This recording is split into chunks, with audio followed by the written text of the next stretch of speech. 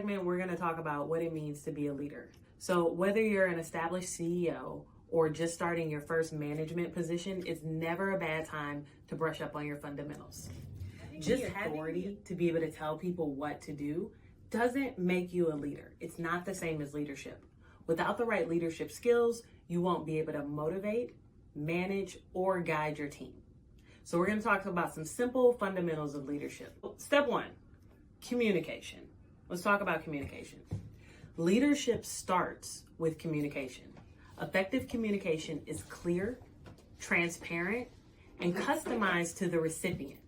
Everyone is different, so you're going to have to customize your conversations. A good leader is going to take the time to find out which communication style and method best supports that team member. It also depends on the scenario you're talking about. Some communication can be as simple as email or a text. Other times, you're going to need to talk to this person either face-to-face or on the phone. Figure out what works best for that team member and that scenario, and then use that medium. By communicating with your team, you build trust, you build rapport, you build culture, and most importantly, shared accountability. Communicate often, communicate clearly, and communicate honestly. One of the most important pieces of information about communication, especially in leadership, is the art of giving and receiving feedback.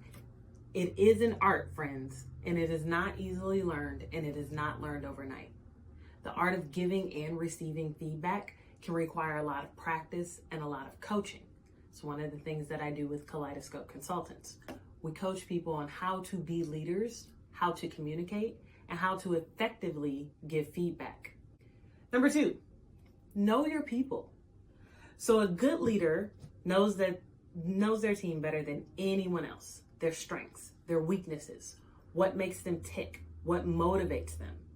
Be sure you're taking the time to get to know your team, and you'll learn how to talk to them in the process and how to get things done. This is where coaching sessions, one-on-ones, and weekly communication, no matter what your business is very important. Number three, I like to think this is the most important one, knowing yourself. It's not only important to know your team, it's important to know yourself. Is this just a job that you do, or do you truly want to be a leader? Do you motivate and inspire people? If you're just in it for the money or the prestige, let's face it, you're not a true leader. Your team most likely won't be having the authority, happy or engaged, and really neither will you. It's critical for a leader to really know themselves, admit their shortcomings, and ask for help in addressing them. This demonstrates humility and it humanizes you as a leader. No one is perfect, and if a leader acts like they are, they're going to lose credibility, they're going to lose trust, and even worse, you'll seem arrogant or intimidating when it comes to your team.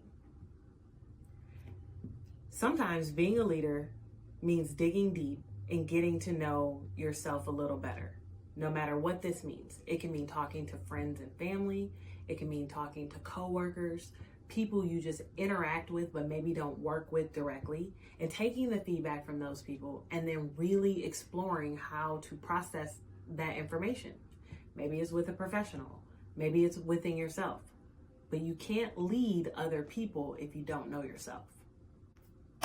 Number four, let's talk diplomacy. So if you're simply telling people what to do, you're not going to have engaged workers, and your results are probably going to suffer. Sure, sometimes you have to make a tough call. You have to push through the unpopular opinions. Absolutely. But for the most part, you should try to show your team that they do have choices. Listen to their needs. Take their suggestions. Implement democratic processes when it comes to projects. If someone throws an idea out there that it's really not good, maybe it's completely irrelevant, be mindful in how you respond to that. Yes, as a leader, do we need to shut it down and move on? Yes, we have to keep things on track.